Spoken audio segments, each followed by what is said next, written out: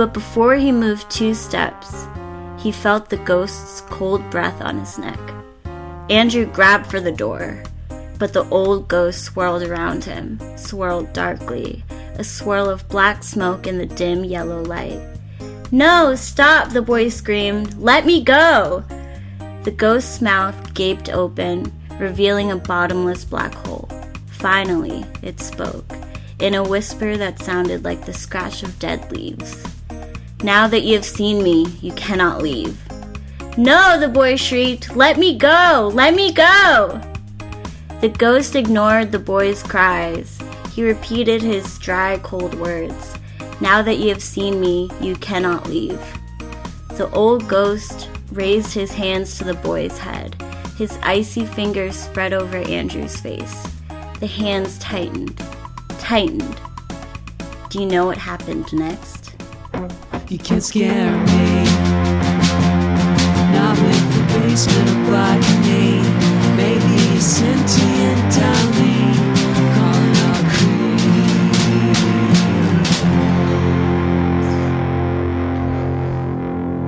Boo to my dudes. Welcome to another episode of Calling All Creeps. I am, of course, Rachel Ray, and I'm here with Guy Fieri, another Food Network star.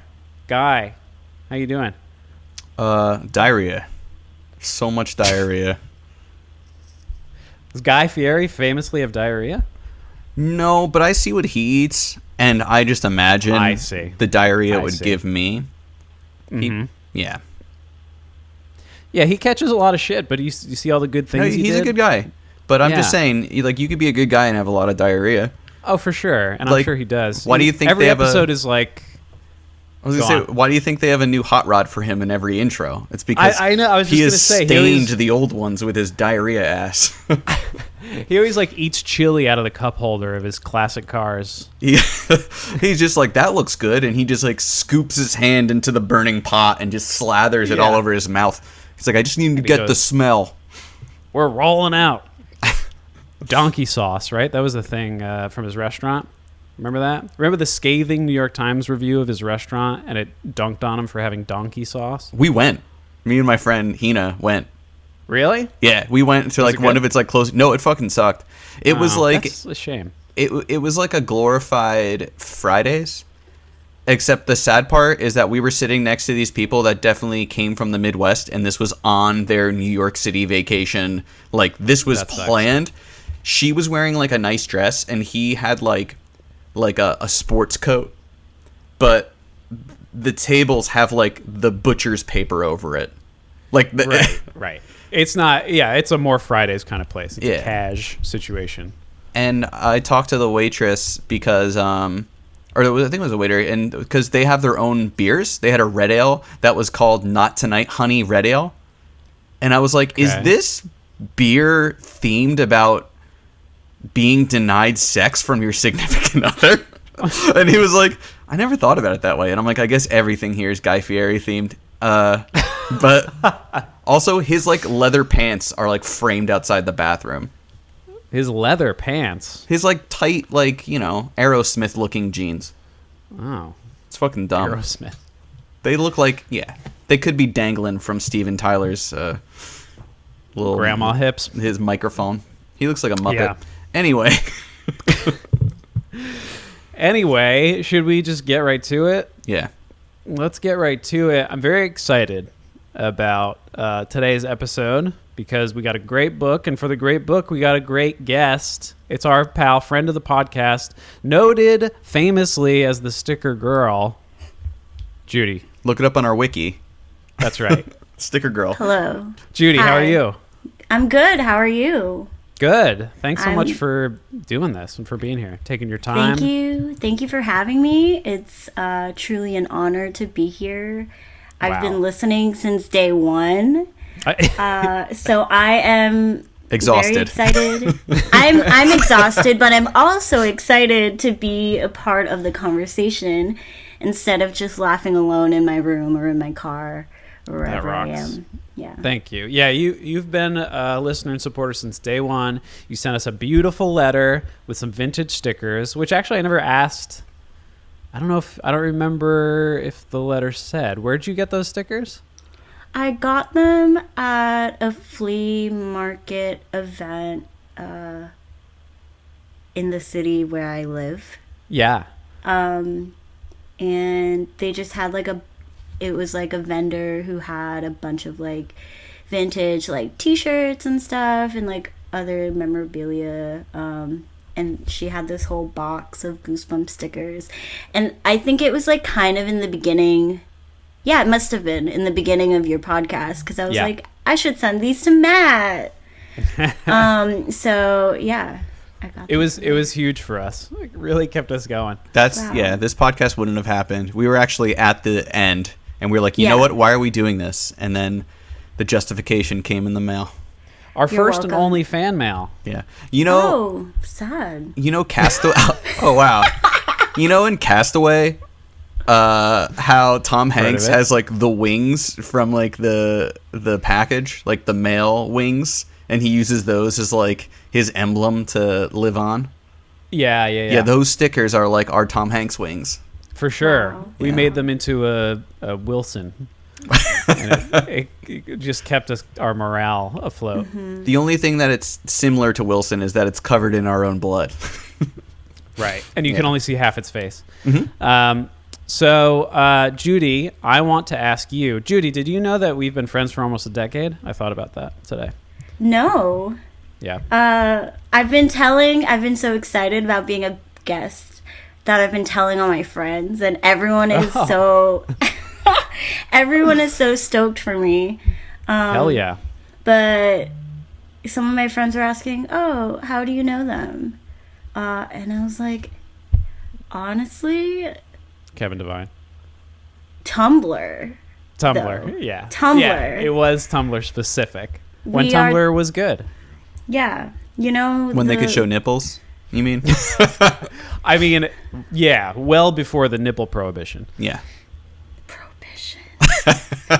The golden years. Yeah. Yes. Yeah. You'd scroll and you'd be like, oh, that's some cute Pokemon fan art. And then you'd be like, that's an ass. All right. Has it been a decade, though?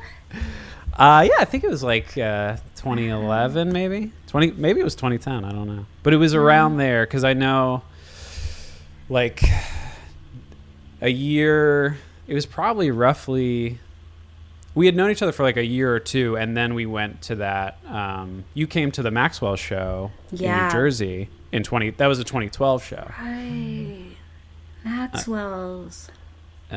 Which was a lot of fun. That was a great venue, and that was a great show. That was around the time when he did like, I don't even think it was the anniversary yet of like the records, but for some reason he played like a bunch of them in full. I don't know. I just remember like he played like Make the Clocks in full, and then Split the Country, Split the Streets in full. Right? We were both there for some of that. I don't know. Whatever. Mm-hmm. It's all good stuff.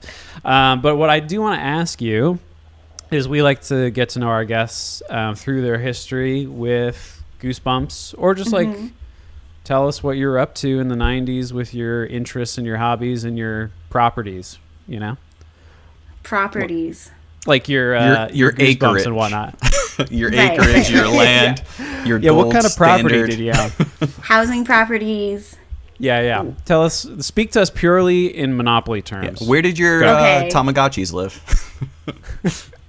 I actually have a dead Tamagotchi in my desk drawer right now. Oh. I think I do have one right next to me as well. Here's a recovered memory. Because I have to make this immediately about me again, even though I just asked you a question. In the 90s, Tamagotchis had just hit and were huge. And this was the OG Tamagotchi. And I had like $20 to spend. So once in a while, I'd get like, not an allowance, but like a reward. Maybe I like did some chores or something. And my dad was like, you have $20. You can get... there's this thing called a Tamagotchi. It's like, I see it all over the place. You should get it. You'd probably like it a lot. And I specifically, instead of that, I wanted a Chucky Finster doll from Toys R Us because I liked Rugrats a lot. And I chose the Chucky Finster doll. And then a couple weeks later, kicking myself. I was a total fool. Everyone had a Tamagotchi. My dad was right. But I didn't know he had a last name. What? Chucky You're not a real Finster? Rugrats fan. Oh my god. Yeah. Tommy Pickles. Tommy Pickles, the twins, Dee Dee and Dodo. No, it was Lil and Phil That's right. Sinclair or something. Was it Oh Sinclair? my god. Okay. I'm So making it. because of the quarantine, I now have the mobile application TikTok downloaded on my mobile device. Never heard of it.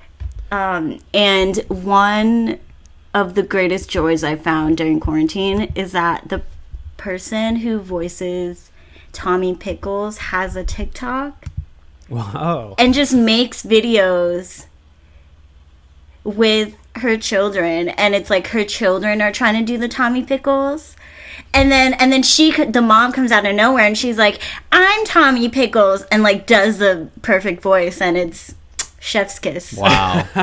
That sounds actually surreal. If I voiced a iconic childhood character and like now it doesn't matter, I would just be like, my name is Tommy Pickles, I shit my pants. Like I would just make so many sound clips, just like crazy things, just like Tommy 9/11 was an inside job, says Tommy Pickles of Nickelodeon fame. Just like what are you gonna do, Nickelodeon? Just like ruin it. Right, she's out of her contract now. Yeah. What's out for me now as an adult man is allegedly Tommy Pickles out in Bobby Hill. Ooh, I love Bobby Hill. Same. The best. That is such a good. Oh my god. Okay. I remember. Dave, I remember when you did the impersonation of Hank Hill, and it was so spot on. I was truly blown away. Usually just go like, whoa. It's so good. Me and my cousin just do that. I've been watching that show from the beginning on, and anytime I remember that I'm doing that when I open up Hulu, and it's just like, yo, idiot, keep going. And it's such a good show. It's great. It's such a good show. We were saying this before that it's very, because we're going through it now as well. I keep hitting my microphone. I apologize to Amateur anyone hour. who might be listening.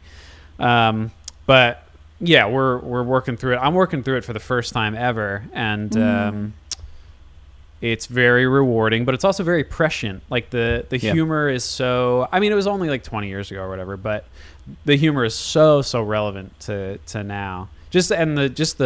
The archetype, just the character that he is, which is like, he's complex. Like he has a good heart, but he's so like staunchly, classically Republican, but he always does the right thing somehow.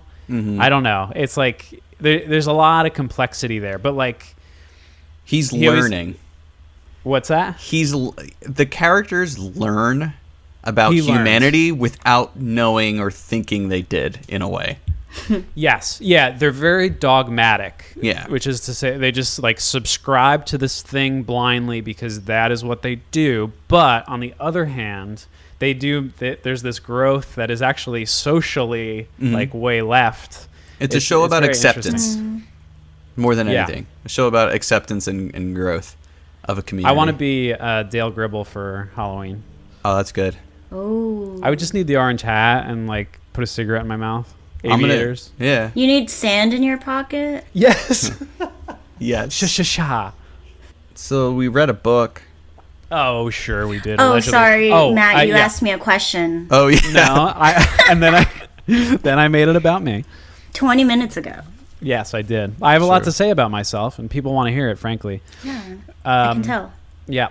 So did you read Goosebumps growing up? Okay. I always saw it at the Scholastic Book Fair, Oh, yeah. but I never got to purchase any of the books. So I feel like I didn't read the original series. Also, when I was reading this, I looked up when it was published, and it was 95. And I was only 3 years old. Oh, wow. And I don't think I could read You were a miracle then. kid? Okay. But I do remember reading some of the Fear Street books when I was a little older. Oh, okay. Which are more, Yeah. that's more like the teen series, right? I think so, yeah. Yeah, like In, slasher middle type of school. stuff. Yeah. Yeah. And I bet they yeah. kiss. Gnarly. Yeah, they definitely kiss in those books. I wonder if anyone kisses in any of these books. I don't think anyone's kissed yet. No, definitely not. Well, we haven't. The most we've ever seen, I think, is holding hands, right? Maybe. I don't even think we had. Well, like when they're scared, maybe. But Yeah. I think, yeah. Okay, new thing. Kiss watch. We're gonna see who Ooh, kisses. we should add a kiss category. Who's the best kisser? And then, and also, once somebody kisses in a Goosebumps book, we have to kiss. Okay. Yeah. Okay. I mean, I think that's fair. I think it's fair. It's kind of the rules that they do everywhere, right? Sure. I mean, this is an audio medium, but that's fine. I took it from Regis and Kelly. I bet they did the same thing. Regis just loved kissing. It's Ryan and Kelly now. Because Regis is... I don't want to go into more 87. stories about the time that I met Regis. We were on his TV show, and he was lost. This is like his... He had a sports show at the end, and he would legit... They'd be like, hey, Regis, what do you think about this? And he just, like, realized they're talking to him, and he's like, oh. And they had, like, someone guiding him away, like, on a leash. Aw. Anyway. Like Yeah. Yep. Joe, What? Like Joe nothing. Rogan. like Joe Biden. Oh, yeah. Definitely. That's Yep. true. You Oh, ever- yeah. Sorry. I was going to say, you ever Googled the time that Regis farted live on Regis and Kelly? It's Didn't the best. Joe Biden just fart in an interview? Did you see that? No. He like farted. Wait, are you for real or is this a I'm joke? being for real. When you can, open a private browsing tab and Google Joe Biden farts, and he just like farted in an interview, and the interviewer like rolled their eyes. Strong move, though. It's just like he should have been like, what? Like, oh, sorry. I mean, look, it's fine, but it emphasizes that like this man. I had a huge in the beginning. This obviously doesn't matter now, and even toward the end of Bernie's candidacy, it didn't matter. But the age thing always bothered me because I was like, your fucking front runner Biden is 76. Like they're all ostensibly 80 years old. So like, can we drop that dumb shit now because it's just made up? You can't control your bowels. How are you going to control a country? I'm saying, my vote's for Trump. Wait. Next week is we're doing something around here. That was the fart. What is this Kelly's? He starts like acting about something else. She's laughing, and then he's like, "What's this all about?" And like he's just sitting there, and his eyes go like, "Whoop." I feel so bad for him. I don't. Regis farts. I don't. Yeah, he's probably like. Oh, a wait. millionaire. That was Regis? That was Regis farting. Oh, okay. Yeah. No, Biden for sure. I don't. He should wear adult diapers. American flag ones. I wanted to introduce one of us today as Joe Bidet Ramsey, but I don't know. I don't know if that's anything or if that's funny because it's about child murder. So, Well, so is this book.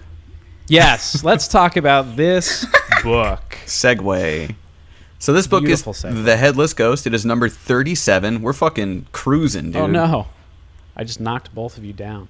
Go on, Dave. This is a mess. This is Professional show. Yeah. So far we've gone through all of our good segments. Kiss Cam with Matt and Dave. Also Old Man Fart Watch. Old man fart watch. We got. Yeah. Which is actually a piece of a male wrist accessory I would buy. And We went through how is our guest's history with Goosebumps about Matt. We talked about that a lot. yeah, and we're only 21 minutes in. So Perfect. like I said, we always talk about like dicks and asses for 30 minutes before we actually Sure. talk about our book. So anyway, it's book 37. It came out in November of 1995. Time and place on November 3rd, Kendall Jenner was born. And on November 20th, the Beatles anthology was finally released. Wow. Which Great. was weird. It's weird that was like a point. I thought it was much later, but like I remember it coming out because like every channel, there was commercials on Nickelodeon for it. They were like the news was talking about it. It was such a big deal, and all throughout that Right. month were just dates of like different appearances on different channels and how like the Beatles are back, baby. Like it was so weird. Yeah. Well, Harrison was still alive. Yeah. So like most of the Beatles were around for press. Yeah. But it was like such a big deal, and everything was about the Beatles from these events of this month. Yeah. Which is crazy. But also, like, I remember the Beatles and everything from then, but I don't remember when an assassin tried to kill the Prime Minister of Canada, but his wife locked the door and saved his life. In 95, November? Yeah, in November of 95. Also, apparently, Princess Diana, famous dead lady / Beanie Baby, said that she cheated on her prince husband. Really? Yeah, he was a prince cuck, as Xbox would say. Look, she's living that royal life. Yeah. What a saucy Beanie Baby that was. But yeah, and then on let's see, top song was also from a Ghost, Shoop Shoop Exhale by Whitney Houston. Oh, okay. By a Ghost. I thought you were talking about the movie Ghost. That was 1990. And then about the book, we forgot the film. So two movies came out two big movies came out this month. GoldenEye, Pierce Brosnan. Sure. Mm-hmm. And Ace Ventura 2, When Nature Calls. Wow, those are big ones. Yeah, and Ace Ventura sold way more tickets than GoldenEye. Yeah. Well, GoldenEye gained steam from the game, right? Pretty much. But if there was a first-person shooter for Ace Ventura Nature Calls, it definitely would have sold more. Yeah. Because that's the movie where Jim Carrey shits himself out of a rhino. That's right. Yeah. It's pretty horrifying. Iconic.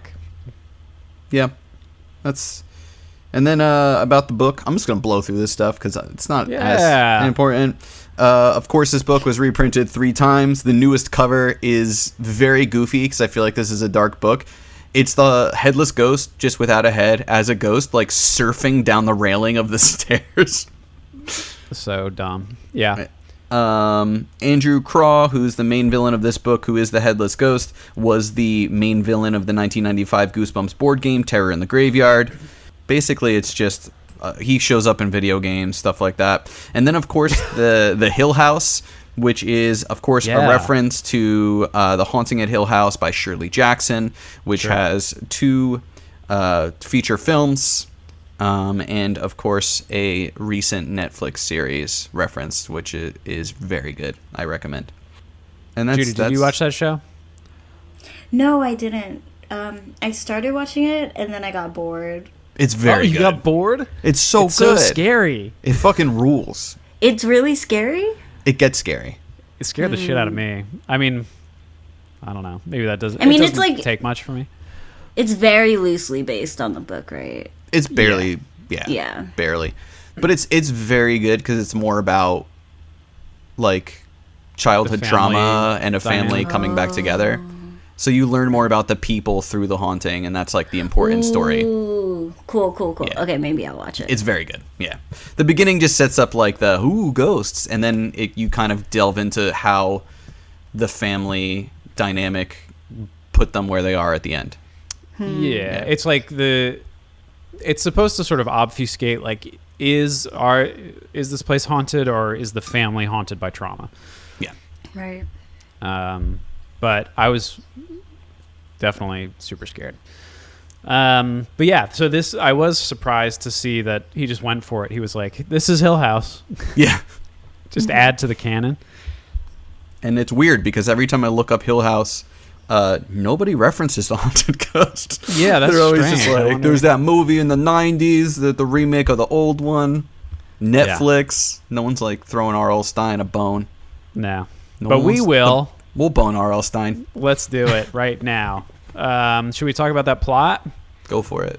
Okay. Judy, well, you're our guest. Take it away. Go for it. All right.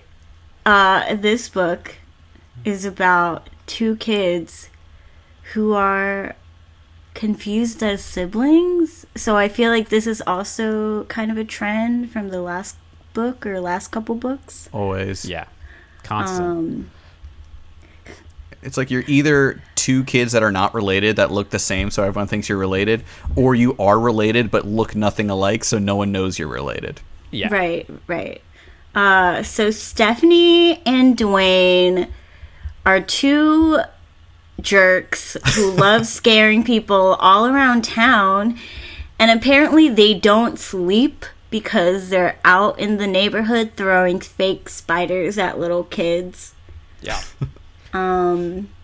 Yeah, they should team up with Chuck and Steve, who also like to beat up kids. It's a trend. Yeah, it's very strange. It's they quote unquote haunt their neighborhood, which is like their job or something. And I don't get it. Also, like, there's a kid who's afraid of spiders, and every single night they go to his window and throw those fake spiders. Even if I was horrified of spiders, I think after like night 3, I'd be like, these fucking fake spiders again. Like, I wouldn't be like, oh, they might be real this time. And I would also just be like, Mom and Dad, what the fuck? Like, can you, like, we should call, I don't know, anyone. We should shut my window, how about? Like, these kids. Yeah, I was just going to say, close the window. Are hoodlums. He likes having the window open. Well, at a certain point, you got to weigh the trauma that you experience every night with your goldfish brain and, closing the window. So you sleep with the covers off, Get a nice fan aiming at you. It's a nice kind of ambiance as well. Figure it out, Spider Boy. Okay, I have a question. Sure. In the beginning, it says that Stephanie can do a werewolf howl. Oh, yeah. Is a werewolf howl different from a regular wolf howl? Shit, these are the hard-hitting questions we've been missing. Yeah, that's true. Sure. I didn't even think of that. I guess it's scarier. Because, like, a wolf's very smooth, but I imagine a werewolf has got, Smooth? like... Yeah, it's just like a, ooh, but this is like, yeah, fuck off. It's me, the werewolf. See, Right. Werewolves are scary to me because they wear pants sometimes, which means they're hiding, like, that means their dick got werewolfed, too. Sure. So they got, like, a... It's not just a werewolf body with a human penis. It's got to be, like, they became a monster, so they probably got, like, a monster dick down there, and that's why they have to hide their shame. But it's cute, too, because the pants also, like, know to pop out the little tail. There's, like, boop. I don't know what that has to do with the howl. Sorry, I got... Right. Well, I kinda went it's on all a part of tangent. the package. Literally. Which is, what we talked about. Werewolves, please reach out to us about your Yeah, dick. sound off in the comments. Send nudes. Judy, let that be a lesson to you. If you ask any question, we will drive around the cul-de-sac back to what does this thing's genitals look like. But yeah, so that's another. It is an insane thing that they make a note. Like, Stephanie loves to wolf howl every night. It's like, maybe Stephanie needs therapy. Like, also go to bed. Yeah, go to bed. Aren't you tired? Where are your parents? They say the parents just, like, they're very heavy sleepers. All four of them. Such bullshit. And I'm like, no, it seems like they just don't want to deal with their kids' bullshit. They're Yeah. like, Mom, I'm going out. And it's just like, if I close my eyes, they'll think I'm sleeping. Yeah. What's interesting about the beginning of this book, I thought, is it's like, okay, here we are, we're terrorizing the town, but flash back now to a year ago, right? It like starts in present, and then we get a flashback, and that's the whole story before we return to the end, right? Does that make sense? Yeah, I didn't even think of that. That is how it works. That's so weird. Right. It says, well, it's sort of a long story. Last Halloween was a cool, clear night. A full moon floated over the bare trees. And then it goes on from there. And this is where we begin our story, which is like they want to scare kids to take candy from them. I don't know why slightly older children in these books are monsters. But they establish in this town Of Wheeler Falls. Wheeler Falls, that's right. Classic spooky-ish sounding name. Well, I thought it was named after the American kid from Captain Planet. Was his name Wheeler? Oh, I don't know. You could tell me anything. Sure, his name was Wheeler. I know there was Kwame and Mati and Linka. His name was Wheeler. I know, Let's keep moving. The Burger King Kids Club had a character named Wheels. Do you know why he was named Wheels? Yes, because he was differently abled, and they made that his whole thing. From now on, can you call me Legs? Sure, I'd love to. That's what I call you anyway. All right. Yeah, so they established that, look, there's a spooky house in this town, and eventually Stephanie decides that she's had enough of scaring kids, and she needs like a different thrill. So she wants to like go to this house where they give tours of the spooky mansion, and maybe I'm fast forwarding, and try to like find there's a kid there who died. There was a lot of kids there that died. Yeah. But famously, a kid who got his head ripped off by another ghost, who was the original ghost in that house, a sea captain who was horny for his wife, and when his wife wasn't there to be horny with, his dick exploded, and he went around in a rage, and he pulled a kid's head off. Yeah. Ooh, can I say something? Yes, please. I thought it was weird that every time RL would talk about the wife, he would say, the young wife. His young wife. Like, how old was the wife? Probably a problematic age. I would guess. 6. Because a problem. it was 1795 was the year. Right. Woof. And these are truly, I mean, seriously though, that's a good question. It's a weird thing that he would keep saying the young wife. You know, he probably, in the context, he's like writing that as a descriptor, which has like it is slightly problematic, because I think it's supposed to make us like somehow feel more sorry for her, and like she's more like vulnerable or something. Yeah. It's not necessary. I'm reading it, and he also describes the sea captain as being young. Oh, so he was a young. Yes. Did that work? I said. Oh, Dave just sent me a text message. Because I'm gonna have to bleep those out. So yeah. Dave sent me a courtesy text message that says 35-minute mark. We're still in it. No Nut 2020. That's right, baby. I want to save my life force or whatever. Those weird. Moving right on. And we bleep out all of the male excrement words because this is a children's podcast, and we were told we use it too much. But so he lives in the house, this young boy, and he's just a ruddy little boy, and he wants to find the ghost that lives there. So he goes and finds the ghost in his secret ghost hut, and he just gets his head torn clean off, which is something new about ghosts that I learned. Yeah. Because I'm always like, what's a ghost going to do? Like fly through you a bunch and boo? No, apparently they'll rip your fucking head off. Right.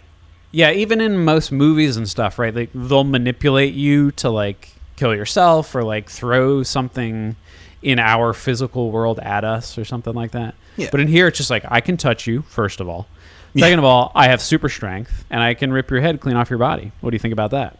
It's all from rigging up those ship sails. He's got real good, strong arms. Strong biceps. No problems in quarantine getting to the gym. Or this kid just had a very weak neck. Could have a weak neck. It's like a porcelain doll with a tissue paper neck. That's right. These kids are getting soft these days. You can pull their heads right off. The ghost proved it. But the kid's a piece of shit. This Andrew kid who got his head ripped off, he like throws a cat out the window and is sad when it lives. If you're going to rip somebody's head off, you picked a great candidate. Picked a great candidate. So because this place is so haunted, and I thought it was clever that RL said that supposedly the Hill House has like a bunch of like books written about it and movies about it and stuff like that. He actually worked it into like he acknowledged that you might be thinking like, oh, you named this fucking Hill House? Like, really? So I thought that was clever of him. And Yeah, they so there's like tours that they give in this house and stuff, and Dwayne and Stephanie are friends with the tour guide Otto, and but eventually they want to like go find this kid's ghost head. Yeah. I like the tours because it's a great way. Yeah. They go from room to room, and instead of just being like, hey, by the way, here's all of the facts about this house, you are able to follow the story, but also follow their tour through the house and get info piece by piece. Yeah, I like the setting. I like a straight up haunted house. And all the people, like Andrew's whole family, the Craw family, they all died in horrific ways. Yeah. They seem to be cursed. I just remember that the daughter like literally just lost her mind and sat in the same chair petting her dolls like until she died as an old woman. Yeah. Brutal. Yeah, that was fucked up. But yeah, so Stephanie needs a new thrill, and Dwayne's like, yeah, sounds good. So they sneak off. They take a tour one night, and then they sneak off, and they go try to find this head. So they end up like in Andrew's. Well, first they end up in like a room that gives you a rash. I forgot about that. So it has like vines on the wall, and it gives you a rash. So and then Stephanie pretends to have a rash and stuff. It's a fun game. It's a classic joke. And then they find Andrew's room, which is still perfectly intact. Like all the toys are there and stuff. Like that, it would be cool if, and maybe there are things like that where you can tour a place that's like perfectly intact, but usually they've like recreated some element of, you know, how this person's room used to look or whatever, and they just like find an old doll and they fucking like put it in the corner. Yeah, and they're just throwing it. Create the aesthetic for you. But this is like, here's Andrew's room as it was, and like Dwayne like gets in his bed, like takes his pants off. Stephanie starts like sniffing his underwear. It's like real fucked. Yeah, he finds his knickers, as they were called. In the late 1700s. All of his bloomers are laying out. His bloomers, exactly. Yeah, there's like a wax cylinder that plays like an Irish folk song. They started taking dumps in his chamber pot. Siri got excited that I was talking about dumps. Yeah, Siri knows about chamber pots. Yeah, but this is all for naught. Like they eventually they go upstairs to the third floor, which is you're never supposed to go up there because it's like dangerous. And there's a room full of cats, which sounds great, but they're little pieces of shit. That room must smell like fucking ass. It's on the third floor, and they have cats locked up there. And I wonder, like, who's taking care of these cats? It's just, I don't know. The ghosts. Could, yeah. The cats are just, they ate food once, and then they shit, then they eat their shit, and then they, like, shit the shit. It's an endless cycle of terrible... Of life. And I'm thinking they might be ghost cats, too. You think they're ghost cats? Because, as we know, Andrew used to love destroying cats for fun, because he's a fuck. Oh. So those might be all of the ghosts of the cats that he has wrecked. Well, either way, Dwayne thinks it's a good idea to lock them all in the room. So he gets out of there and closes the door behind him. Then is this where they think they hear a party in one of the rooms? Mm-hmm. And when they open the door, even though they had just heard a bunch of noise, it's totally empty and also silent. Yeah, which is like creepy. Yeah, and they never really go back to that, but it's fine because Otis or Otto or whoever comes up and finds them and is just like, "What the fuck you kids doing?" And they're like, "We got lost." And at this point, the kids can, like, they're mouthing the words to his speech for this tour. Yeah. They know, like, he knows the score, and he's like, all right, you fucks, get out of here. So he sends them out, and that's when they notice that a little boy has just been watching them. Yeah. A little boy in a cool turtleneck. I mean, is there any other kind of turtleneck but a cool one? No, but you know what? It takes a lot to pull one off successfully. Do you mean like literally getting it off? Because I have like horror. I have memories as a kid trying to get it around your head. Yeah, that can be claustrophobic. But I mean to actually look good in a turtleneck takes a lot. That's true.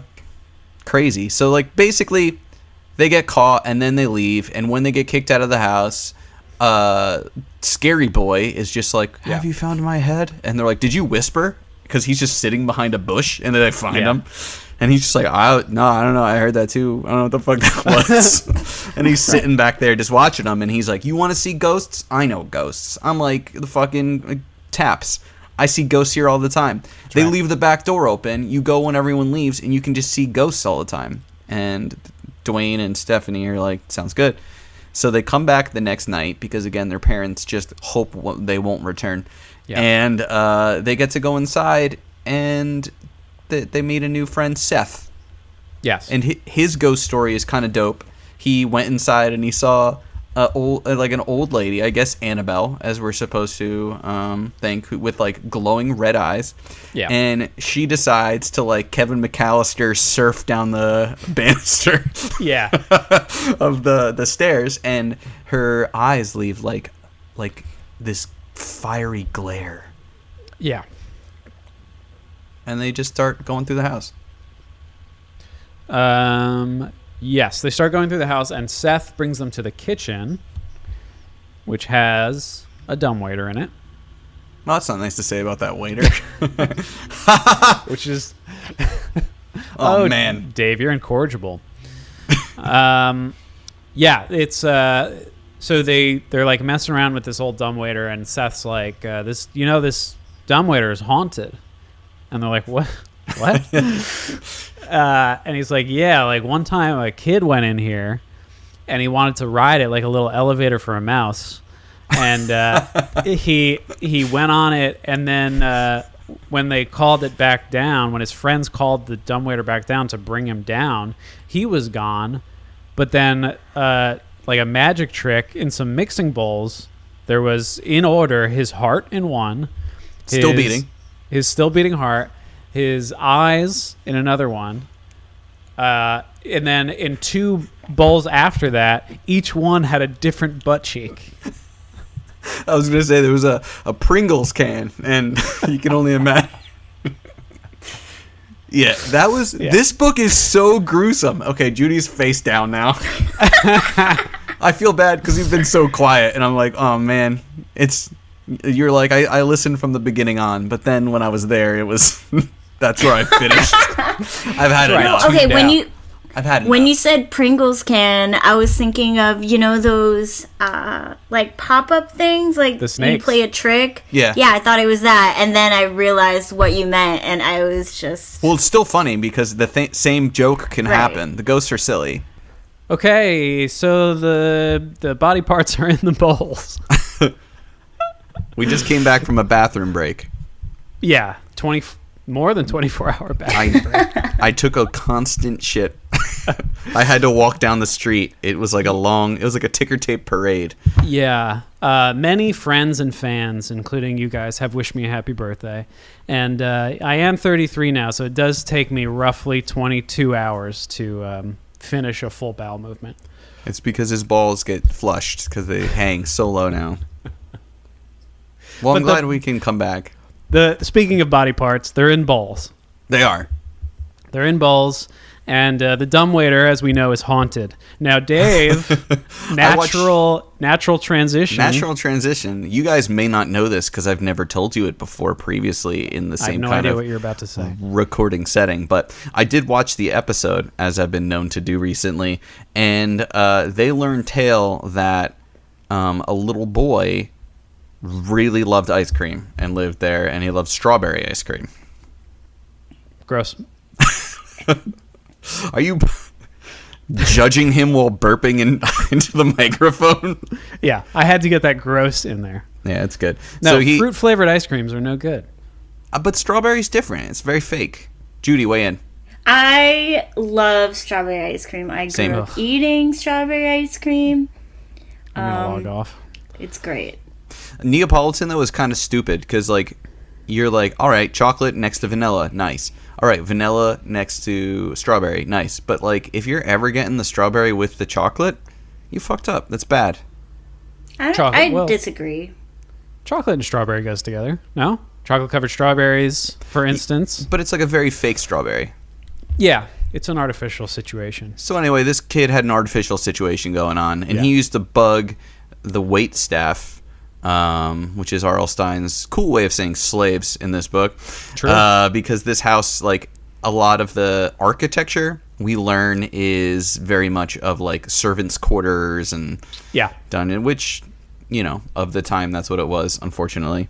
And it's so he wants his ice cream constantly and bothers everyone to get his ice cream, and it goes up in the dumbwaiter. But then one time the dumbwaiter gets stuck, so the kid leans down and falls into the dumbwaiter. When the maid opens it, they couldn't tell what was the strawberry ice cream and what was his face. Dumbwaiter, that's like named after like, oh, you're too stupid to bring this upstairs? I never thought about that, but it makes sense. That's got to be it, right? Why would you call it a dumbwaiter?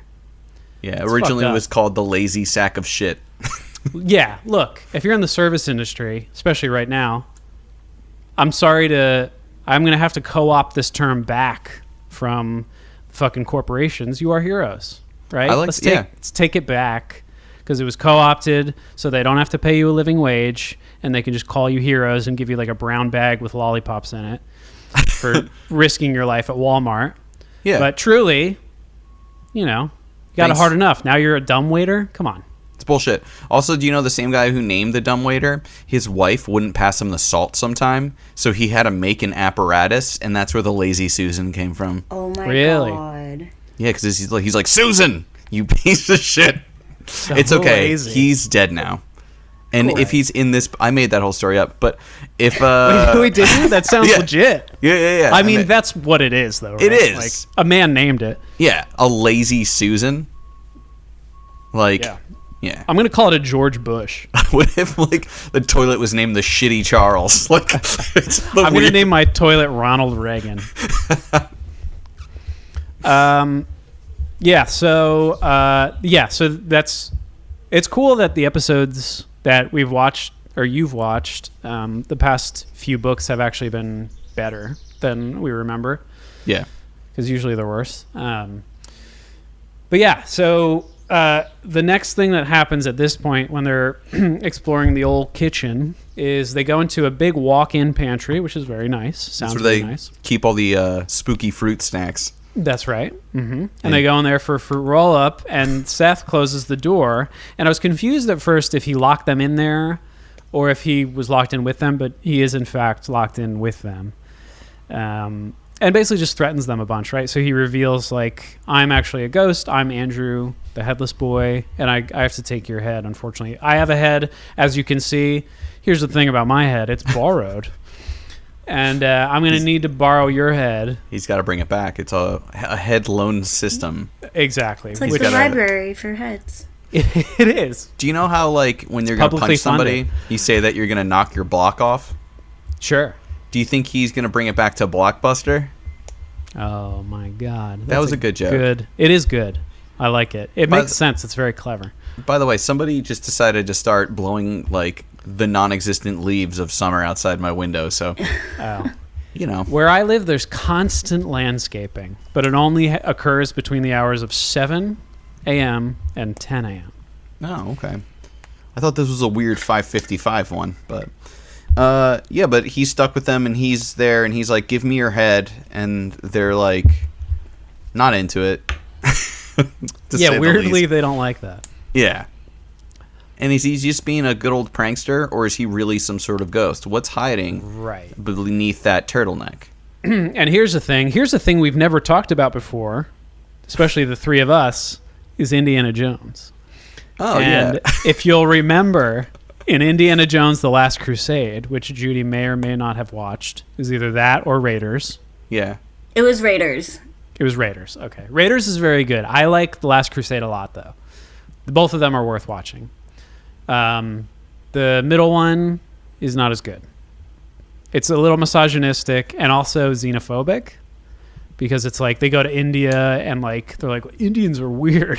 that's like the whole middle of the movie. Look how different you are. Gross. Yeah. And it's not even like it's just not that good. You get all you need and more from the first and the third are great. But in The Last Crusade, there's a lot of trick walls that spin around. And that's the situation here. where our boys and girl back up into the wall. And they get Scooby-Dooed. They Scooby-Doo into like a hidden hallway, which is creepy. Matt, Yes. sidebar. Judy, let's bring it in. At this point, I think we talked about Hitler. Can we skip over that? Yeah. In the let's- original recording, we talked about Hitler. Skip over that. I also said the C word in the original recording. Let's skip that. Oh yeah, for not Not required. All right, so let's go back. Ready? So Scooby-Doo with the Oh my dang God. wall did a spin. Got Will Forte doing the Shaggy voice now. You see that? Nice. I love Will Forte. He's a good. He's good. He's good. You ever see Fortin with Will? No. Yeah, on Tim and Eric, he has his own little segment called Fortin with Will. So it's like Will Forte building blanket forts, but he always ends up talking about how his dad abuses him and pees his pants. Oh no. It's it's a thing. Yikes. Yeah, so Scooby-Doo. Yeah, so they Scooby-Doo the wall. They're in a secret hallway, which is nice. The only thing is that also Seth Scooby-Doo's and follows them, but they have a head start now. And they get to a point in the hallway where they can like climb this ladder, and they start to climb it. But as we know, RLS is a sizist, and he says that Dwayne is a fat piece of shit. So when Dwayne climbs the ladder, the wall crumbles ceremoniously. Yeah. And behind the wall is a bowling ball with 2 holes in it, because back in the day, there were only 2 holes in a bowling ball. Did we talk about that in the other one earlier? That happened in this book. Yeah. And they go to like, my dad was always. He also talked about vintage bowling balls and Yeah. thought yeah, to himself often about the there's a- 2 holes. Yeah, there's a bowling ball fact. In this What did book. they do with their thumbs? Said his dad. Yeah. We get. I don't know. Arlstein. Fucking pressed it against the there's not a bowling ball. There's a ghost head, or a real head. I guess It's like a little boy's head. It's like his skull. decomposed head. And they were like, I could tell it was a little boy's. And I'm like, how? Because it's smaller? Was there like a Matchbox car next to it? Was it? There was a Mighty Max Yeah. and a Polly Pocket. It had a really cool Mighty Morphin Power Rangers circa the movie hat. Yeah. What? This was. When did he get his head ripped off? Was this was the 1800s? I guess so. Because it was not really go into it. 1795 that the place was built. And then was I it mean, 100 years later? Was it 100 years later? So it'd be So like late 1895? 1800s. Yeah. So like, what was the toy then? It was like a ball and a paddle or something. Jacks. Jacks. Marbles? Marbles. Because this is a wealthy family, right? Because they're living in ostensibly a mansion. So you're right. It would be, because if you are like, especially if you're poor, I'd imagine then like you have like a rock in the street, right? In my head, I'm just thinking of like one of those ducks on a string where you just like run and pull them. Sure. Yeah. Or like, some shit like that. Like a wheel with a stick. You know, you push the wheel with the Sticky stick. wheelie. A hoop stick. Okay, now Oh, wait a I second. wanna know. Sega Genesis. Was that long ago? They had it though. That's why they were hogging it. Oh, they were waiting a century to Yeah. release it. Yeah. He was Yeah, playing maybe Sonic. it was Ooh. Game Gear. What's up? Oh no, I'm looking at 19th century toys and games. Oh, okay. What's the biggest hit? Well, it's in alphabetical order. First, Haunted Doll. 8. Yeah. Dolls is on this list. Drums, dominoes, marbles, Dominoes. rolling I had hoop. Domino's for dinner today.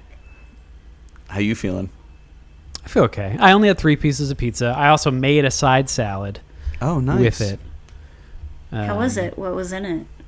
It was good. The side salad. Mm-hmm. It was a rich greens blend from Organic Girl. Who's that? It's like a brand. Oh. It's like it. So it was What in a one of weird- those.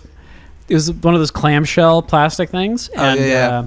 it has like spinach and kale and bok choy and maybe arugula in there as well. Nice peppery flavor. And then I put some like dried edamame on it. and some cheese and oil vinegar.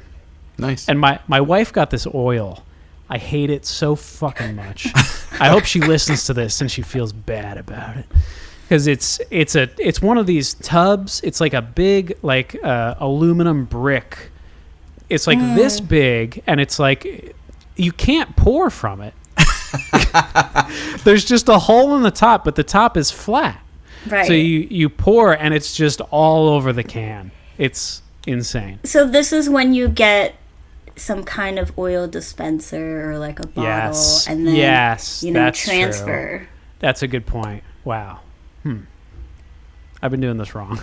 Get a breadstick, dip it into the oil bucket, Yeah. and then use it to paint the food. Yeah. And then you can eat the bread. But I would still need. That's true. What Judy's saying is I'm skipping a step entirely. That's one of those refillable soap containers where you refill your smaller one with the bigger. Yeah, but I'm the kind of guy who makes a mac and cheese in the pot and then mixes it in the pot and strains it with the lid of the pot and then eats it still in the pot. So that way you just have one thing to clean. I think we've discussed that before. So what happens when they find this boy's head? So they find the boy's head, and Seth is also aghast because behind the kids, near the head, is a ghost, and the ghost Identity theft much. Yes. This outs Seth as an imposter. Yeah. Not the ghost, obviously. Just a turtleneck enthusiast. Exactly. A pale boy with a turtleneck. He later became Gerard Way. Yeah. And did constant comic book Zoom calls, even though everyone wants him to play music. Yeah. He was an animator on Sheep in the Big City. I don't know if you remember that Sheep show. in the Big City. It was a early Cartoon Network show. Yeah, you can Google that. But yeah, so the ghost is there, and the ghost is like, "Thanks for the head, guys." And I don't think he says that, but also, that's the message. If the ghost is already there when they find the head, it doesn't make any sense. Is he just it sounds like something Scooby-Doo downstairs, and then goes? Yeah, you wonder why he's there. Was he there the whole time? Did he appear because of the noise? I don't really know. And if you ask RLS, he'll tell you to fuck off, basically. Yeah. So they get scared, shitless, and they all go home, and it's they decide to get hobbies and never scare people anymore. Yeah. They make a pact. Yeah, and Dwayne, this is my note. It just says, so the ghost takes his head and mouths "thank you" from the head to them. Yeah. And Seth was playing Andrew, and he's actually Otto's nephew. And that's why he knew all the stories. Yeah. And then Otto saves them, pulls them out of the house. Dwayne gets very into basketball, and Stephanie gets into theater. Oh, that's sad. Her life's over. Just kidding. She joins UCB, and then they go out of business. Yeah. And then they decide to take a tour. It's a few months later, and all of a sudden, what happens? They go to the top of the steps. Yeah, and it turns out that Otto and Eden, right? Is that her name? Edna. The police come up to them.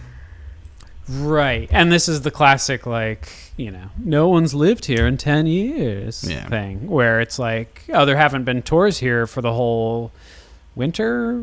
I think they skipped the winter season. And then they look up in the window, and Otto and Edna are ghosts up in the window. Right. And then the cops mace the children and wrongfully imprison them. Yes. And are never defunded. And set fire to the building and blame it on the children. Yeah.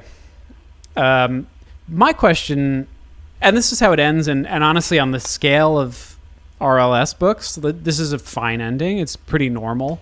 It doesn't try to do anything cheeky. It's good. Yeah. This is a good book. But it is a good book. But I just don't know. Seth is now a loose end. So presumably he's a ghost too because he's the nephew of the. So that loose end, funny enough, is tied up by the episode. Oh, is it? There's a different ending where the ending's kind of stupid, where like Otto is like, hey, because Stephanie's really the scare girl, and he's like, can I talk to you for a second? And Otto's like, I'm the sailor. Like, I'm the fucking sailor. Oh. Edna's my wife, that's Annabelle, and I am going to kill you by painting you onto the wall, and you will be a ghost here forever. And then Seth is just standing there eating a bowl of strawberry ice cream. And he's just like, I was the ice cream boy. That sounds, I mean, it sounds like there's more closure. Yeah, but then like they run in and he like throws water on the painting and it gets all blurry and they run away. And then somebody's trying to buy the house and the real estate agent turns around. It's too much. It's Otto. And it's like, da-da-da. Yeah, it's too much stuff. Oh. But I mean, in the end, this is really like a steak and potatoes kind of Goosebump book. It's just got all the pieces. That's what I want. I think of the later part of the series, I think this is one of the best. I think so too. Judy, what did you think? This is your maiden voyage in Goosebumps, right? Right. Okay. So before you answer, keep your bar low. It should keep your bar exactly where it is, because you only know what we've told you through this podcast. So right. I'm very interested to hear what you think and how we've led you wrong. Okay, my first impression of this book after I finished it was, oh. Okay.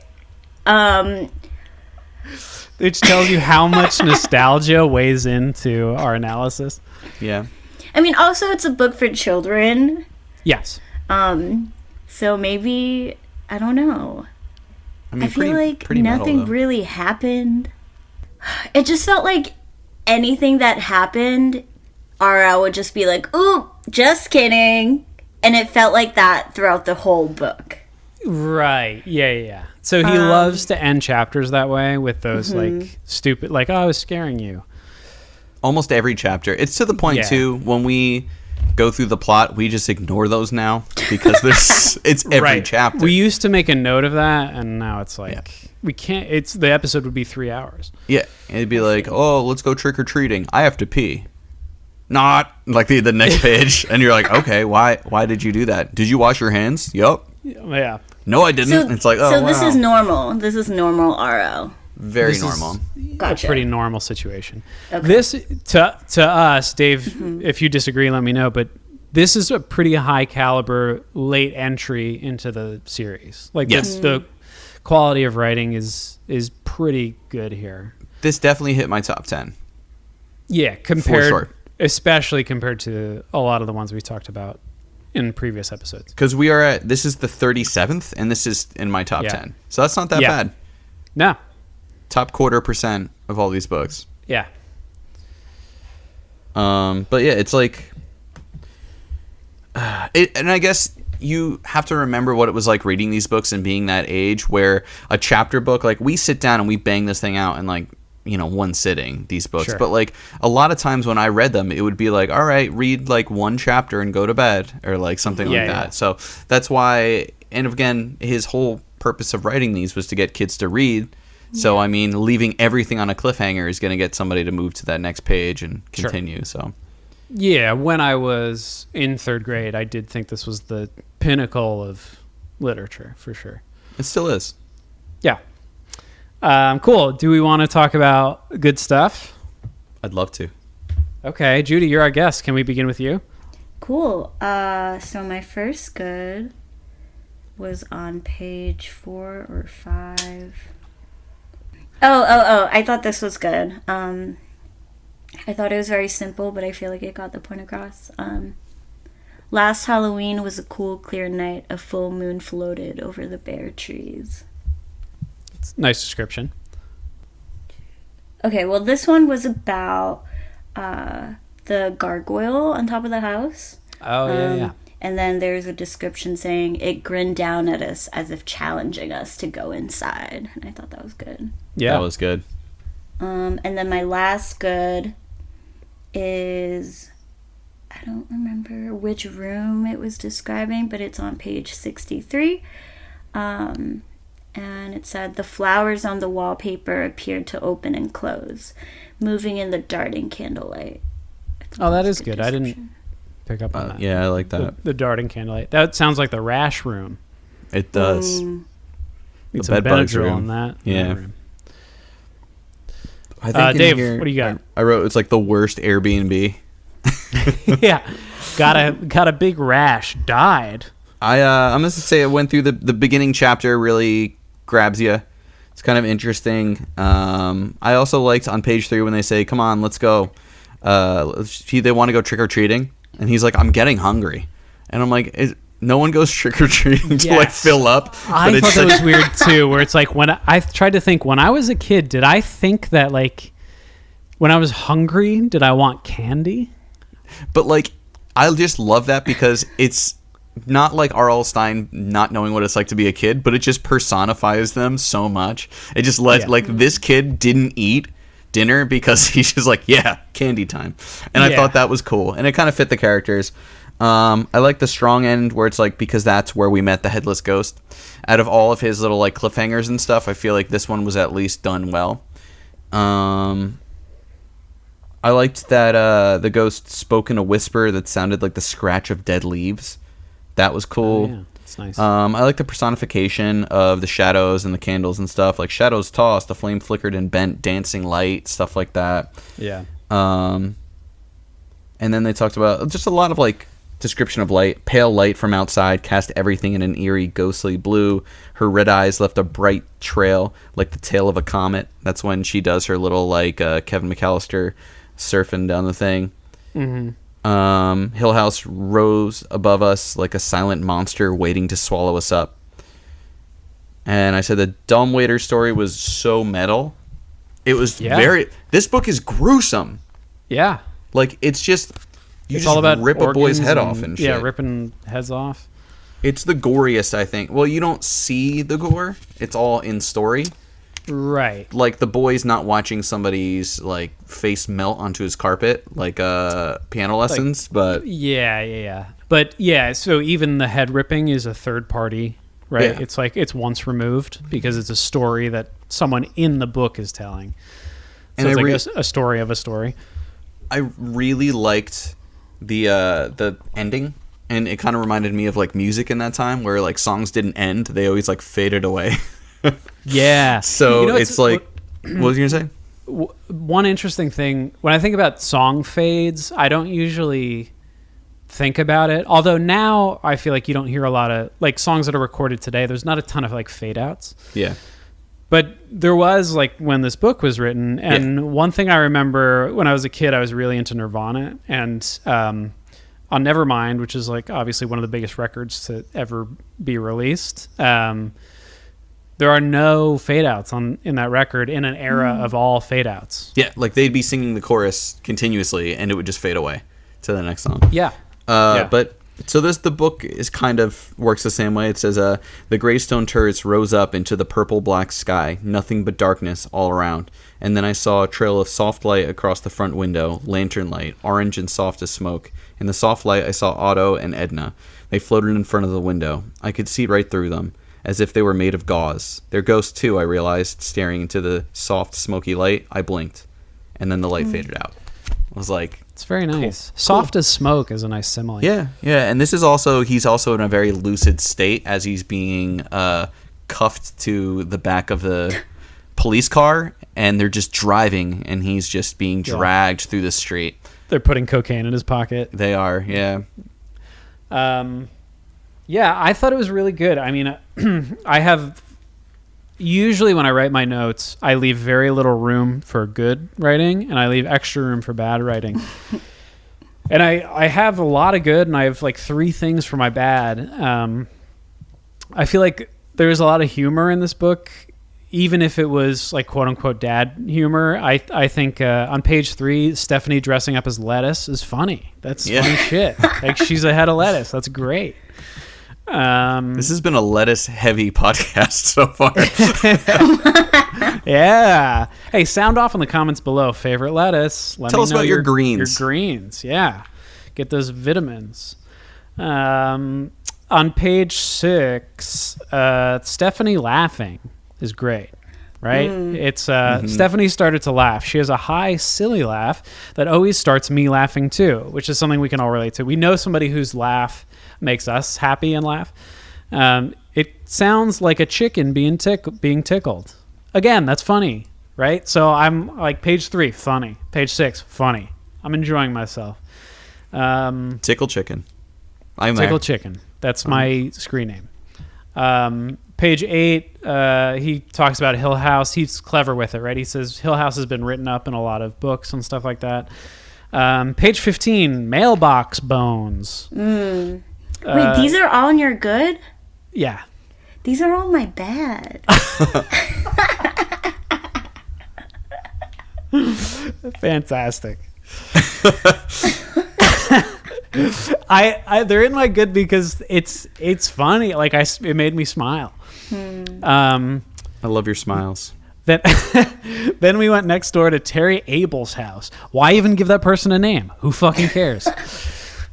We put some chicken bones in our mailbox. Oh, this is why I wrote it. Then there's an M dash, and it says, just because it's creepy to reach in your mailbox and feel bones. That is insane. That is so funny. On page, I guess this was 16, there's a tree trunk that he makes a note of on this page. It says, we stopped in front of the split oak tree in my front yard. The tree trunk is completely split in two, but Dad doesn't have the heart to have the tree taken away, right? It's just like a nice detail. It's not necessary because we don't get to know his dad, but it like tells something about his character and that he has like this weird empathy for nature. It's like, I don't know. It was unsolicited, but appreciated. Page 22, Otto looks like an enormous dolphin. Page 23, like you guys were saying, like description of shadows tossing and there's dancing light. Page 69, there's that there's that ghost story of Seth tells about like the Tony Hawking down the banister. It says, there was no time. She came sliding down the banister right toward me, eyes blazing, screaming like some kind of crazed animal. I pressed against the wall. I couldn't move. And when she reached the bottom, I thought she'd grab me, but she vanished. She disappeared into the darkness, and all that was left was the faint red glow floating in air, the glow of her eyes. Kind of cool, right? Page 81, it's a chapter that opens with the words panic time, and then there's a beat. And that's kind of fun. Page 82. Dwayne, when they re-enter the house with Seth, because Seth's going to show them some ghosts, Dwayne is convinced that this rattling sound he hears is bones. And they're obsessed with bones. It's very They funny. love bones. They're bone freaks. I don't know what's going on. Ooh, what were those things? Crazy bones. Crazy bones, yeah. Oh, really? Yeah. Dave genuinely answered the question. No, because I was thinking about, I was going to say, like, when we were like, what did kids play with in the 1800s? I was going to be like, probably crazy bones. It's fantastic. My wife has a trunk full of crazy bones, and Dave's comic store won't accept them. Dave, come on. I'll take them. I'll accept them. That's what I got for my good. What do you guys have for them? We're playing keepsies. For bad? Judy, what's everything I listed is in Judy's bad. Yeah, so my first bad is about Stephanie's laugh. It sounds like a chicken being tickled. What does that sound like? What is that? It's like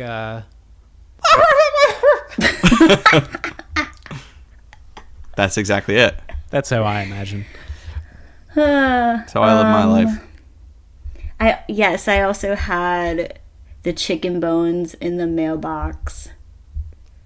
As that was being just cool. Insane to read. It was insane to read, you're right. I had the description of the bowling ball, but when they thought it was still a skull. 2 black eye sockets. Empty eye sockets. 2 dark holes in the skull. Right. So how can I say this 3 different ways, basically? Right. Yeah. Like 2 buttholes instead of one. Oh, A dot okay. next to another dot. This was confusing to me. I think this was when they were on the 3rd floor in the attic, and then they think that ghosts go. Oh no, is that a new cereal? Ghosts. I'd eat ghosts. Ghosts are grabbing them. Oh. And then RL describes it as sticky, dry, invisible hands. And my note for this was, how can it be sticky and dry? It's a good point. Okay, and my last... Maybe I'm being too harsh. Please, you've listened to our show before, right? And my last bad is on page 108 when Seth/Andrew is chasing after Stephanie and Dwayne in the secret hallway. And it said, Andrew came trotting closer. And that just made me laugh. Just like picturing a kid just like trotting down this like creepy hallway. Just not intimidating at all, you mean? Well, that was Yeah. the creepy thing of me. He's like, I'm going to kill you. And then he does like a nice slow jog. That's horrifying. Right. I see it. I can interpret it both ways. On the one hand, it's so stupid. And on the other hand, it's so casual that it's horrifying. Yeah, that's what I feel. But it's weird. It is off. Yeah, it's stupid, right? It's like, here's a bunch of like preteens who, and one is like skipping. It's like, I'm gonna kill you. Yeah. Dave, I what do feel you like got? skipping would have been scarier. That would be because you're mixing like a joyful. Yeah, you're like exuberant with how much you want to murder somebody. Yeah, it's like how the Saw puppet rides a tricycle. That's like a fun thing. Yeah, that's a hoot. Does I'd he love really that. do that? Yeah, It does do The that. puppet. He rides a tricycle. Yeah, I remember watching the first Saw in college and being legit scared. Like that night, being like afraid of noises. I hope no one locks me in a basement. Yeah, and I was in a 10 by 10 room with another full-grown man who's bigger than me. Which is the plot of Saw. That's true. All right, my bads. But were they paying $40,000 a year to be there? I don't think so. Could be. We don't know. We don't know yet. So For nothing. on page 2, I just said already they're saying their unrelated friend who looks exactly as mistaken for siblings. Same shit he always does. At one point he said, some of the ghost stories give me cold shivers. Like You know what I hate? Hot shivers. Fucking worst. I'm eating Hot- soup all the time and I'm like, brr! I read a tweet today that it was just like, when I get the pee shivers, it's like a ghost touched my butthole.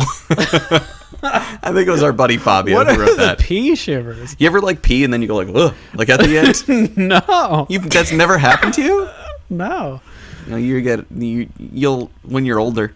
My urethra's blessed. So, and then also, I think the fall scares in this are way too close. And, like, Yeah. there's so many times Stephanie's just like, look, a ghost. And he's like, really? No. Look, a spider. Is there? No. Like, it's... Right. Come on. It's a bit much. I'm sick of this shit. And then also, just that they think the spider webs are ghost hands is the weirdest thing. Yeah. Agreed, Judy. Like, ghost hands? The fuck is, like... like, that doesn't exist. It's not Yeah. like... Yeah. I don't know. It doesn't make any sense. No. So- That's your Thank bad? you, Dave. That's it. That's all I have. All right. Yeah, so I had the same thing. Page 2, some people think we're brother and sister. We got to stop now, right? It's been 5 books in a row or whatever. We got to chill. Page 61. I want to find the actual like passage here. 2 hands. Oh, this is where the the father is burned. Yeah, Joseph Craw is burned up. says she found 2 charred, blackened hands gripping the mantle, 2 hands holding on tightly to the marble mantelpiece. All that was left of Joseph Craw. It's a yucky story, isn't it? It sucks. Yuckers. I don't want yucky in my book. Page 72 and 73 are pure filler. It's all fucking filler. It's all, what's his face? Dwayne in his bed being like, oh, I'm part raccoon. That's why I have circles around my eyes. Oh my God, that was so stupid. I went to bed at 9:30. My parents are heavy sleepers. It's 2 full pages of it. It's nonsense. And it's especially jarring because I feel like the rest of the book, it makes space. Like it makes, it's efficient. Like he says what he needs to say within the space. It's actually more concise than other books. This is a spry 113 pages. It is. So, comparatively, he does well with the space, but it's just like, Jesus Christ. Like this one chapter is like nonsense. But that's it, I have to say. Overall, I'm a fan. Which brings us to Spook and Scare, Best Dress, alternate title, Where's the Witch, Whose Penis is Baldest? Judy, you're our guest. We'll begin with you. What was the Spook and Scare for you? Was there a moment that was actually creepy? There was one that kind of like brought me back to my life and kind of made me think about what scares me. Okay. What scares you? Spiders crawling up and down my body. Really? You don't like that? I used to love it, but now I hate it. Okay, Sometimes something happened. You get old. It gets old. Yeah. Tastes change. Right. That was creepy. Being trapped in the pantry, that's scary. Sure. Claustrophobia. And then my last note for Spooks and Scares, I just wrote, creepy kid outside. He sure was. Got him. Yeah. You talking to me unsolicited? I don't want that shit. Fuck off, Yeah. child. You can barely talk to the people I know and like. Go eat some strawberry ice cream and die. Yeah. Go eat worms. Nice. Nice. Dave, what about you? Spook and Scare? Hannah's Tale. Sure. So Hannah is the sister who doesn't die in any tragic way. Well, dies in a tragic way, but doesn't get like murdered or burnt down to their hands. Or It's not traumatic. Yeah.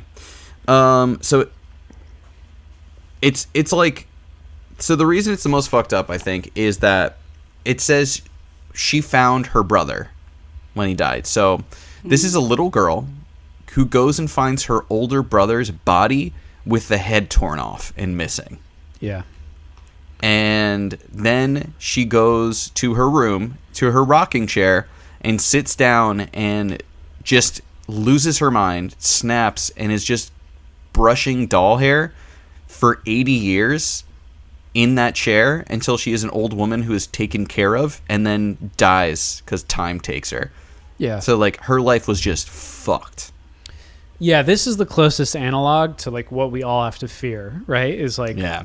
our lives are a nightmare and then we fucking die alone. Yeah. And she just snapped. It's at that point where she lost her entire family and all she had was a rocking chair and dolls and sat in the same spot just remembering the hole where her brother's head used to be and dies. Yeah, it sucks.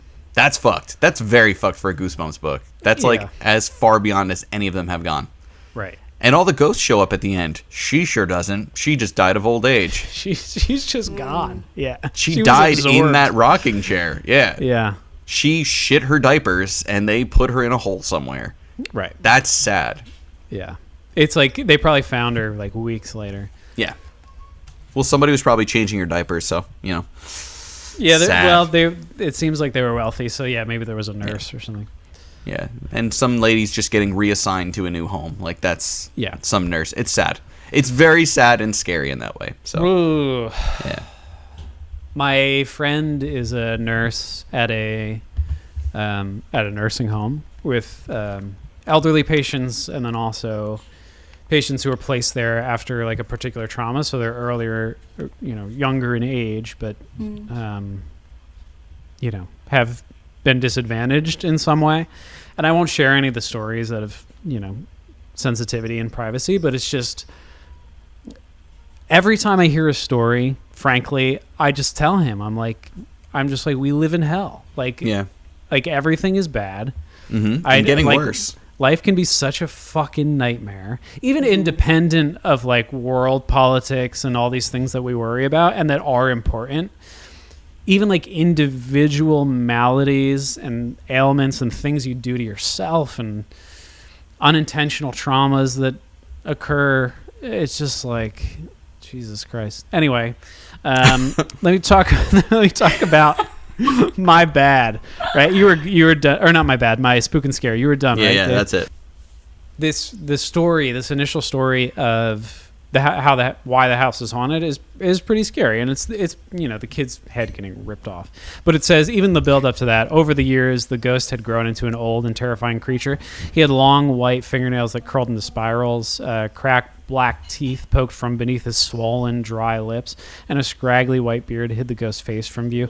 And it's the boy basically pleading for his life for like a page, and then he gets his head torn off. So that's that's a pretty good spook to me.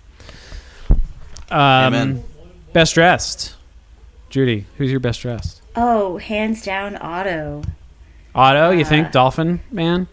Dolphin Man. Otto is dressed entirely in black, as always. Black shirt, black pants, black socks, black shoes, and gloves. You guessed it, black. We love a monochrome look. I feel like he really committed to the outfit. He loves Depeche Mode. He sure does. Cool. Yeah, I would agree. I said the same. I went with Goth Dolphin. Yeah. Magnificent blowhole. Yeah. Cool. Right on. I actually went with Stephanie as lettuce. Oh, that's good. That's a good one. Damn. It says page 3, the year before, she came waddling out inside a huge ball of green toilet paper. You guessed it. She was an iceberg lettuce. Also, where do you get green toilet paper? Is that like a special St. Patty's Day kind of thing to wipe your ass with? Clearly, she wasn't in the early stages of a pandemic. Of course not. All right. Alternate title. Judy. I said, everyone's a ghost and everyone sucks. That's an all-timer, I think. Yeah. It's perfect. It fits with everything. Thank you. Truly, yeah. Really fits the bill. How about you, Dave? I got nothing, so you go. Yeah, I don't have anything either.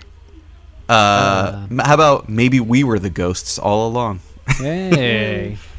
How about heads or tails? Sounds good. Ripping off your head, or are we putting your butt cheeks in a bowl? Yeah. Where's the witch? I said lady with the red eyes for sure. Oh, the very witch female thing. ghost who is that? Did they say who that was? Is it Annabelle or whatever? Is it the wife? Maybe. Yeah. I don't know who that is. So I think it's Annabelle because my story is also Annabelle is the witch. Okay. Because why does all this bad stuff happen in this house? And how does this guy die at sea and then return? I'm no lawyer of ghost law, but I know that's not how it works. My guess, everyone's we have no idea how she escaped, or how he left, or what happened to him. I think he died in that secret room. I think she killed the sea captain. And then basically he was stuck there the whole time, and then she's the reason that everybody's dying in the house. So I'm saying she's the witch. Okay. Her sorrow and shit is haunting this house. That makes sense to me. I had Otto because he was he's there for shit, and then it turns out he's a ghost. And he wears black. Very witch. That's true. Yep. We get it. Enjoy the silence. Personal Jesus. Cool. Baldest penis? No. An Otto for baldest penis. Yeah, which is also... He was a bald man, right? And he was shaped like a dolphin, just like his penis. That's right. Well, we did it. In one shot, very easily. With no. Hell yeah. Cool. Judy, thank you so much for being here and taking time out to be with us and to do this whole thing. I really appreciate it. And for being a supporter and listener of the show. Of course. You're Being welcome. Thank you a for fan. having me. Being part So of nice. It is continually amazing to me that people actually listen to it. I often think we do it and then we put it out and people are like, oh, that's nice. But you actually listen to it. It's incredible. it. Thank you. I do. I listen. Is there anything I you'd like to listen plug at this point? Yes. So there is a thing called the National Bail Fund Network, and Okay. it is a directory. Wait, can I say that? Can I say this? Yes, of course. Yeah, of course. Okay. There's a thing called the National Bail Fund Network, But- and it is a directory of community bail funds across the country. And if you find your state, it will bring you to a local bail fund within your state, and you can donate and help all the people and protesters. Oh no! Ah! Wait, can you hear me? I can hear you. What yeah, but keeps as happening? long as you're recording, that's fine. Oh, Yeah. I'm recording. Yeah. Okay. As you're recording Okay, separate, so okay, as long as we have you talking, we can put it together. Yeah. Yes, but National Bail Fund Network, and you have a link to this. I think I saw you had a link to this in your Instagram bio. Not that we're plugging your Instagram. I could delete that. Yes, it is in my Instagram bio, but you can also find it at bit.ly/local bail funds. Oh, easy enough. Yeah, and Important. support your community and people who are being active out there. Yes. I think it's Yes, really important. I've donated. We've donated. Super important right now. You know, not to date our record, but this will be out a week after many of the protests and riots that are occurring right now. And this is something that needs our attention. If you're a citizen of this fucking country, then you should pay attention. Look, Even if you're not. yeah, like if you care about human rights and being a person, then it seems like a good thing to do. So yeah, absolutely. And pulling back the curtain, this episode recorded between days, and the situation has drastically changed even from the beginning of this episode to the end of it. So Sure. Yep. very important. Right on. Just stay educated, stay supportive. Yeah, the best thing you could do really is educate yourself. Yeah. Cool. Well, that's it. What did I introduce us as in the beginning of this episode? I was So- Rachel Ray, I think. I was You Guy were. Fieri. You were Guy Fieri. Yeah, so thought- I'll say, we're rolling out. Hop into my diarrhea bucket, and I'll shove you right up my diaper. Have And a good one. I'll say nutrish and delish and all those. I'll abbreviate a bunch of words. And then you can be that angry guy. The guy who's like, you're an idiot panini. What's his Oh, Gordon Ramsay. Gordon Ramsay. You can be Gordon Ramsay. Wow, highest honor. All right, say something real mean to us. Judy, you got Gordon Ramsay from Idiot Panini? That's incredible. Are you kidding me? Yeah. Yeah, that's one of the best. You know the meme. He has like he has two pieces of bread against someone's face, and he's like, "You're an idiot sandwich." Yeah, Iconic. yeah, We're going to post that meme yeah. as a teaser to this episode. No Great. doubt. But we have to make sure the neck isn't showing, so it looks like a headless, Correct. like he's the sailor. A headless sandwich. Yeah. Great. Bye. Bye. Boo.